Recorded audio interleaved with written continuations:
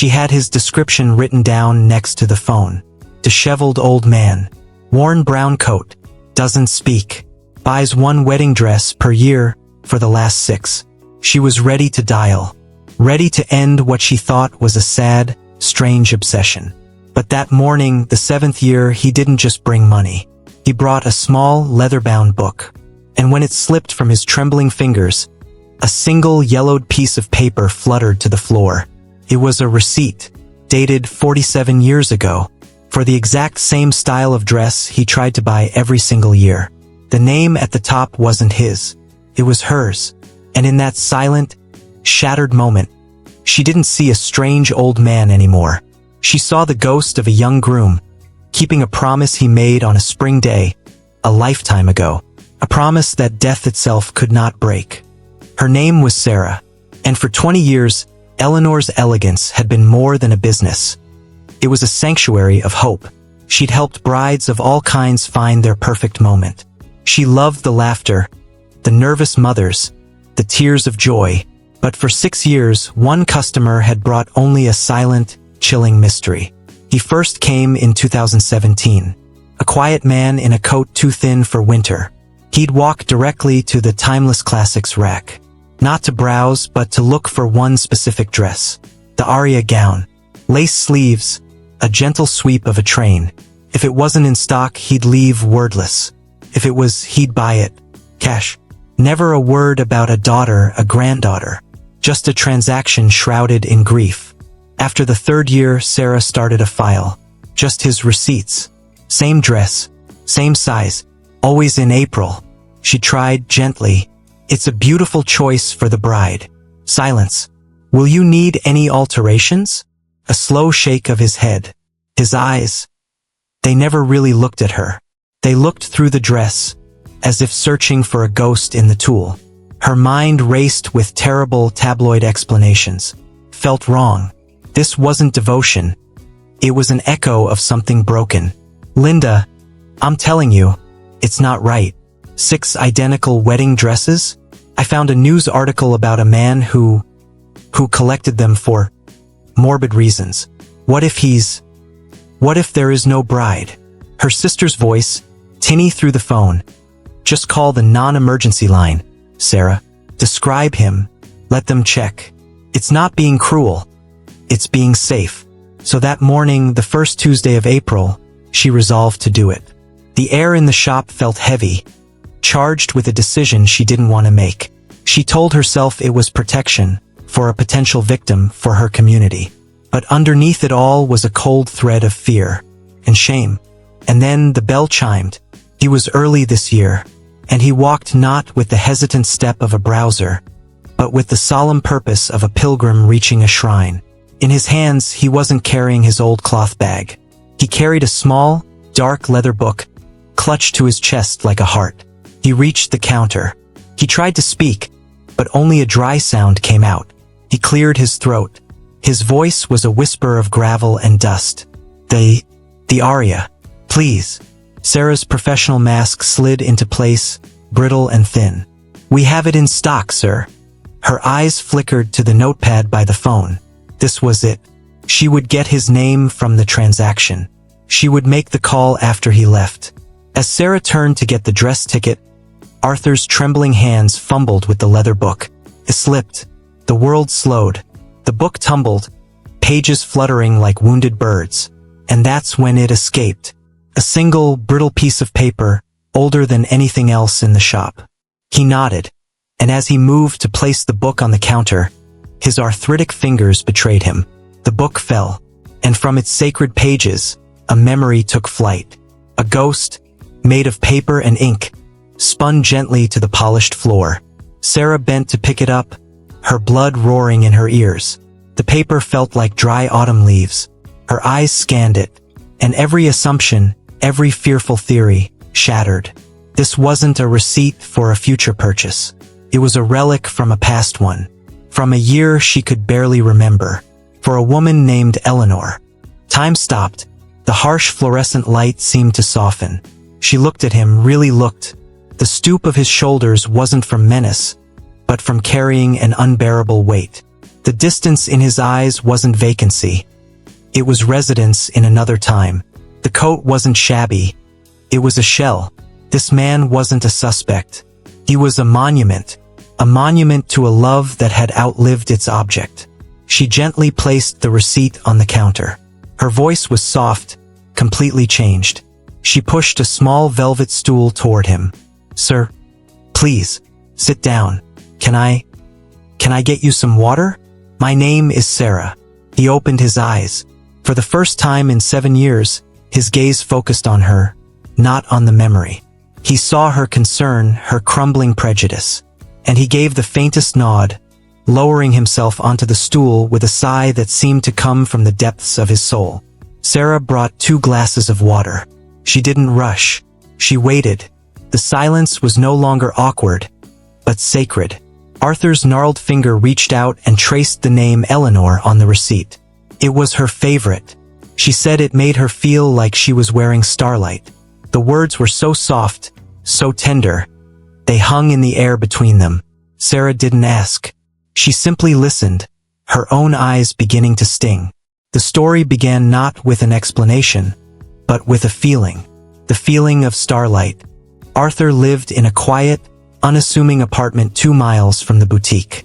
His world had shrunk to a few rooms, but every surface in that quiet space was a testament to a life that was once vast and vibrant. The kitchen table had 2 chairs, though only one was ever pulled out. The radio was always tuned to a station that played big band music from the 1940s and 50s. And on the mantel, presiding over the stillness, was a single photograph. Eleanor. Her smile wasn't just a curve of the lips. It was an emission of light. You could see her wit in the arch of her eyebrow, her kindness in the warmth of her gaze. And young Arthur. He wasn't just looking at her. He was oriented to her, as a plant turns to the sun. His whole being was directed toward her joy. This was the man hidden inside the old one. A man defined not by loss, but by love. Every year the ritual was the same. He would save meticulously from his small pension. The journey to the boutique was a pilgrimage he both dreaded and needed. He feared the day Sarah might not be there, or the dress discontinued. Buying it was an act of desperate connection. And then he would bring it home, to the room of echoes. A spare bedroom where nothing was spare. It was a museum, a chapel. 6 identical gowns, shrouded in protective bags, hung in a silent row. He wasn't hoarding them. He was replenishing them, as if the very fabric of memory could wear thin and needed to be rewoven. In the quiet boutique, Sarah finally spoke. "You loved her very much." He looked up, his eyes clearing for a moment. "I love her." Present tense. Love doesn't stop because someone isn't in the room anymore. The correction was gentle but absolute. For him, Eleanor wasn't a past chapter. She was the ongoing story. The central character who had simply stepped off stage, her presence still directing every scene of his life. April 12, 1977. The air in La Belle Robe smelled of gardenia perfume and new fabric. Eleanor stood on a velvet pedestal, the aria gown flowing around her like solidified moonlight. She wasn't just trying on a dress. She was trying on a future. And Arthur, in his slightly too tight suit, watched, his heart a drum in his chest. She laughed, a bright sound. "Well, do I look like a Mrs. Arthur Grant?" He answered with utter sincerity. "You look like my everything." They walked home, not noticing the distance. They spoke of mundane wonders. The color to paint the kitchen, whether to get a dog, how her students were doing. He was an apprentice librarian, she a teacher. Their love was built not on grand gestures, but on 1,000 tiny shared moments. A shared milkshake, a finished crossword puzzle, her cold feet against his legs at night. Their wedding day was a symphony of simple perfection. When she came down the garden path, Arthur felt the world narrow to just her. His vow, "All the days of my life," wasn't a phrase from a book. It was a covenant he etched into his soul. That night, in their tiny apartment, surrounded by gifts, she laid her head on his chest. "Promise me something, Arthur. Anything. Promise me that no matter what, you'll always see me." Even when I'm old and gray and can't remember my own name. Promise you'll still see the girl in the wedding dress. He held her tight. I promise. I will always see you, Eleanor. Every single day. For 23 years they built that life. It was full and rich. And then, the slow, cruel thief began its work. It started with small absences, a lost word, a misplaced pan. Then came the diagnosis, a word that fell between them like a pane of shattering glass. Dementia. The prognosis was a long, slow goodbye. The worst day wasn't when she forgot his name. It was the day she forgot her own. The day she looked at their wedding photo and saw a stranger. A part of Arthur broke that day. But another part, he moved her to a care facility when he could no longer lift her. But he was there at 10 a.m. every morning. One spring day he brought the dress. He unfolded it and laid the fabric across her frail legs in the wheelchair.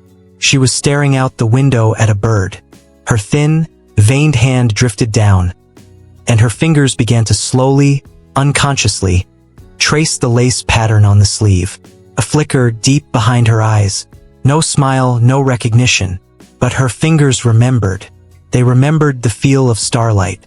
She passed on a Tuesday morning, with the spring sun streaming in. Arthur held her hand, now so light it seemed made of air. He whispered, I see you, Eleanor. I still see you. And she was gone. The love of his life. But not the love in his life. That, he realized, was his to carry. And he knew exactly how. In the quiet boutique, the story hung in the air, whole and heartbreaking. Sarah finally understood. The yearly purchase wasn't a compulsion. It was a sacrament. It was the renewal of his vow. Every April, near the anniversary of their wedding, he would buy the Aria gown because it was the most tangible connection to the woman who asked him to always see her. By buying the dress, he was proving he still did.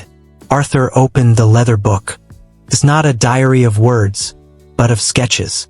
Beautiful, delicate pencil drawings of Eleanor. Eleanor laughing. Eleanor reading. Eleanor in the wedding dress. And on the last page, a meticulous record, 2017 dress number 1, for memory. 2018 dress number 2, for promise. His voice was fragile but clear. The first year after she died, I came here. I saw the dress. It was like seeing her. I had to have it, to keep the promise alive. Every year I do it again. Because as long as I can come here, as long as I can see this dress, she's not gone. She's just waiting in the next room. Sarah made a decision. She got the Aria gown from the back, but she didn't ring it up.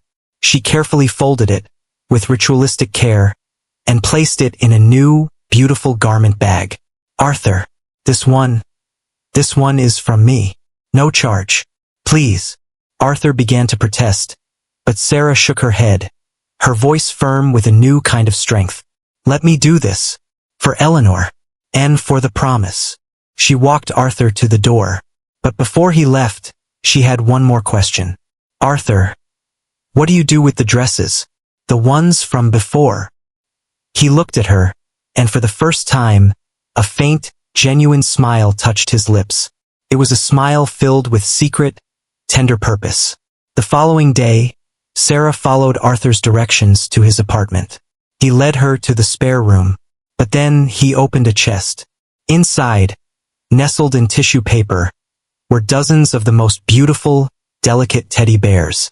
They were made of lace, satin, and tulle, each one unique, but all from the same ivory fabric. I couldn't just keep them. Felt selfish. So I learned to sew. Each bear takes me most of the year. I give them to the children's hospital. In the cancer ward, I tell the nurses, tell them the bears are made from a very special love, that they have extra magic in them. Sarah was speechless. This old man, whom she had nearly reported to the police, was taking his monumental, crushing grief and alchemizing it into tiny, powerful vessels of comfort. He wasn't clinging to the past. He was channeling it. He was turning starlight into solace. His love for Eleanor was no longer a closed loop. It was a river, flowing from her, through him, and out into the world, touching the lives of sick children and weary parents. From that day on, everything changed. Arthur still comes every April. But now he comes for tea. He and Sarah look at fabric swatches together. She helps him find the perfect ribbons for the bears. The boutique is no longer a site of suspicion, but of collaboration. The Aria gown is always in stock, waiting, not as a commodity but as a sacrament. This is the story of the old man who bought a wedding dress every year. But it's really a story about the invisible threads that connect us. It's a lesson in the danger of the single story, of judging a book by its worn cover. Arthur taught Sarah, and he teaches us, that behind every strange ritual, there may be a sacred vow. Behind every quiet person, there may be a universe of love. Grief is not the opposite of love. It is its proof. And a true promise doesn't end at the grave. It finds a way to keep giving, to keep loving, to turn memory into medicine, and loss into a legacy of kindness. Look deeper. Listen. Because you never know when you might be in the presence of a love that is so vast, so enduring, that it has to buy a new wedding dress every year, just to have a place to store all its light.